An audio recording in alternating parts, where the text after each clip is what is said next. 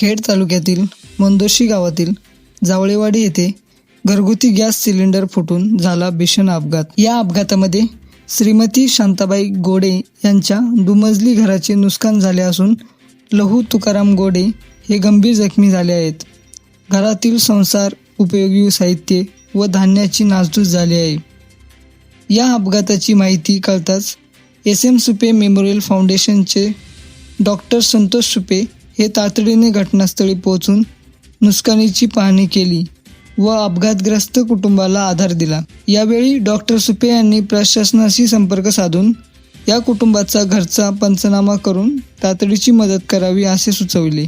घटनेचे गांभीर्य लक्षात घेता प्राथमिक स्वरूपाची मदत म्हणून डॉक्टर सुपे यांनी आर्थिक व जीवनावश्यक साहित्य देऊन त्या कुटुंबियांची मदत केली.